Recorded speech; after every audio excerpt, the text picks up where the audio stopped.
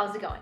Today, I'm talking about how to get rid of that dead leg feeling after a race. We're talking all things post-race recovery. This is Running to the Castle, a podcast for injury-prone RunDisney runners on a journey to running magical miles. Join me, Dr. Allie, as I share the secrets I've gathered as a runner, doctor of physical therapy, and coach.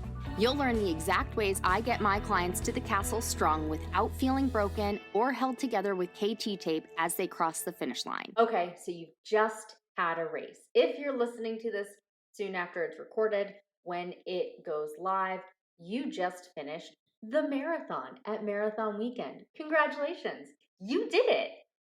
Now it's time to get rid of that dead leg feeling. It's an awful feeling where you feel like you just can't pick up any ounce of skin or muscle, let alone your whole leg. But you really want to enjoy the Disney parks. I get it because you do the Disney races so that you have an excuse to go to Disney. Well, I got you covered. So we are going to talk about 5 different things that you should do that I recommend doing in the next 36 hours. Most of these you should do starting today and multiple times today and throughout the next couple of days. So let me back up and say these things work because of what has gone on in your body. You have just run either a half marathon, a full marathon, a 5K, 10K half, and full marathon if you did Dopey challenge, maybe the half and the full if you did Goofy. Your legs are feeling it. So your muscles have been used, so there is some breakdown of your muscles. That is a normal part of running. It's a normal part of just any kind of activity that really stresses your muscles. So that's normal. It has happened. You get a buildup of some lactic acid. You get some fluid throughout your muscles and your joints. You have used up your glycogen stores, your carbohydrates that are stored in your muscles from all that carb loading you did. Hope you listened to the episode a couple of days ago, all about carb loading. And you just in general have gone through this process of working your muscles, your tendons, your ligaments, and your joints really, really hard. So now what you want to do is you want to help them recover. There are a few things to do to make that go faster. Now, of course, if you don't do them, you will recover, but it will take you a couple of weeks to recover instead of just a couple of days to recover.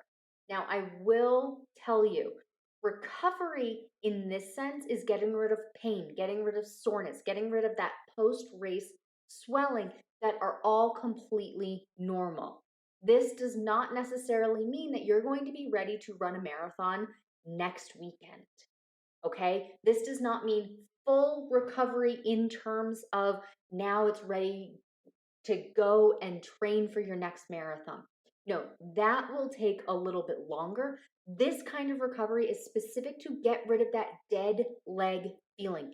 Make it so that you can walk around normal, not hobbling around, not avoiding stairs every time you see them. This is to get you feeling better, make your muscles feel loose, not so tight, your joints feel better, but not necessarily ready to go run 26.2 miles again.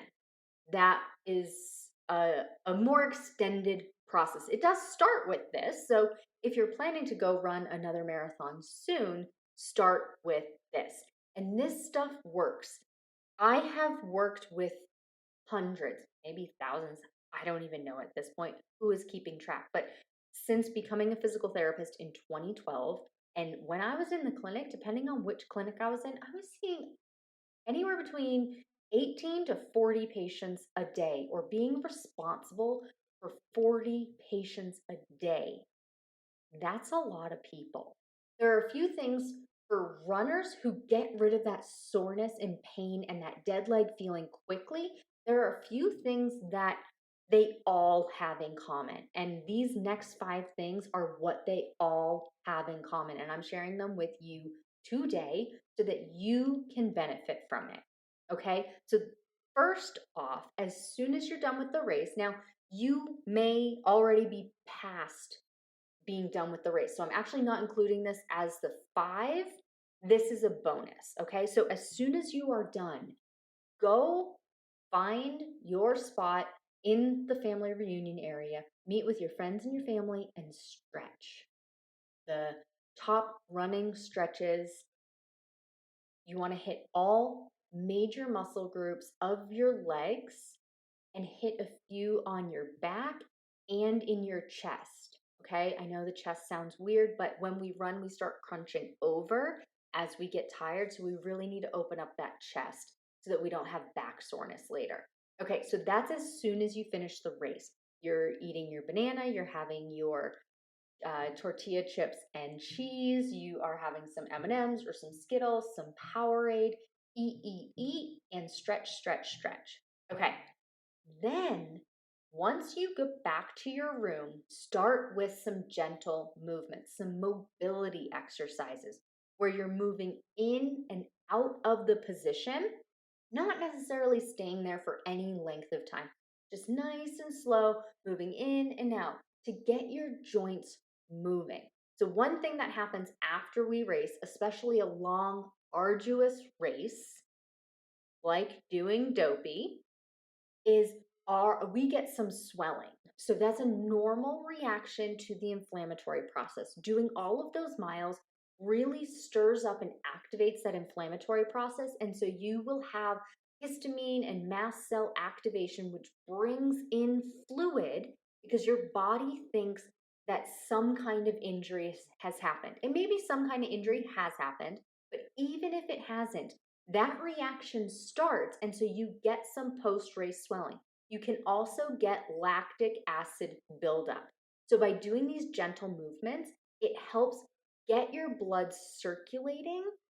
Of course, your blood is always circulating. I always have somebody who comments, well, my blood's always pumping. I can feel my heartbeat. I'm alive. Yes, yes, yes, yes.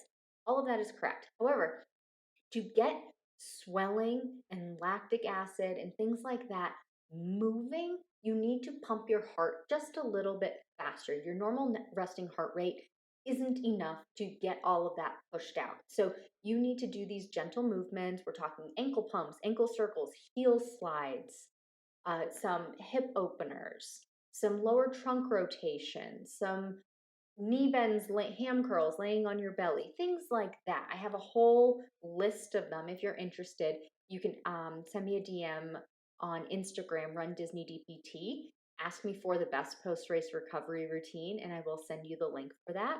It's free. It's a video series. I will send that to you, no problem. And what you want to do is get things moving. You may also feel the desire to go and lay with your legs up. That is great. You can do your ankle pumps and your ankle circles with your legs up against the wall. That helps bring the swelling out of your legs.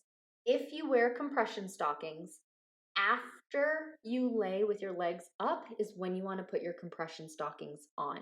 You need your legs to be less swollen to A, get the compression stockings on, but also B, to have them work. Because if your legs are swollen and you put compression stockings on, well, they are just going to stay swollen. Okay, now, number 2. This one's really important. And if you're going to the parks, you are definitely already hitting this one. So yay to you, because that is awesome. And it's get up and move every 30 minutes or so. So if you are just planning to hang around your hotel and not really do a whole lot, make sure you get up and move. So every time you get up, you are going to feel tight, sore, and stiff. The more often you get up and move around just a little bit, you will reduce that tightness, soreness, and stiffness. Now, you will have it through the afternoon, but if you get up and move around every 30 minutes, that will significantly reduce by the nighttime and into the next day. Every 30 minutes, get up and move around. Your body will start getting used to the position by about 20 to 30 minutes. So if you sit down, and you may have noticed this actually outside of even racing, you go and sit down at your computer at work, you sit down, and then an hour goes by and you get up and you're like, oh man, I just feel so tight. If you had gotten up every 30 minutes, you wouldn't have felt so tight. So same thing. because your body gets in this, you sit in good posture or you stand in good posture for about 20 to 30 minutes. And then you start kind of crumbling down and you start relying on just your normal desired position, not necessarily uh, great positioning, but whatever your body just you're most comfortable with. Okay. So every 30 minutes, get up and move around or so. Get a massage today or tomorrow. So if you go beyond the 36-hour time frame, it's really not as effective. Now tell your massage therapist, whoever is working on you, that you just did a race and you need it to be relatively gentle. It is not go big or go home. It is not see how much I can endure and how much pain they can put me through. No, you want this to be light and relaxing. The point is to get your circulation going, get that swelling out, and loosen up any knots that are starting to form in your muscles. And a massage therapist is great at doing that within the first 36 hours. Take a hot Epsom salt bath is the next tip. 20 minutes, hot Epsom salt bath. I love Dr. Teal's Epsom salts. Pour it in a hot bath. I know that's not always possible at a hotel, at a Disney resort. You can also go sit in a hot tub for a few minutes. Now, the hot tub is going to be much hotter than the bath, and it doesn't have the Epsom salts. The Epsom salts really do help with your recovery with the magnesium that's in there and the other different salts, depending on what brand you're getting. It helps with the recovery process. It helps reduce soreness. It helps reduce pain. 20 minutes. Do that every day for the next couple of days. And then finally, eat and hydrate. Your body has gone through so much. It needs fuel back in its body. You need to have 30 grams of protein within 30 to 60 minutes after your race. So definitely have a snack as soon as you're done with your race. Get a good breakfast in once you've gotten to your resort and you've showered and you've settled down. And then eat throughout the rest of the day and hydrate. I know it sounds counterintuitive, but if you're retaining water and you still have swelling because of the race, you need more fluids. If you drink more water, your body will flush out some of the water that it's retaining. It sounds counterintuitive, but your body is holding on to that fluid because it's not sure when it's going to get more of it next. So drink more water, drink more fluids to flush that out so that you don't have to hold on to it. It works wonders for my post-op patients after they've had surgery, and it works wonders for race recovery as well. Make sure you're eating, you're hydrating. Okay, those are my tips. So the bonus tip I actually gave first, as soon as you are done with your race, go to the family reunion area and stretch all major muscle groups. When you get back to your hotel, when you get back to the resort, gentle movements, maybe even put your legs up against the wall.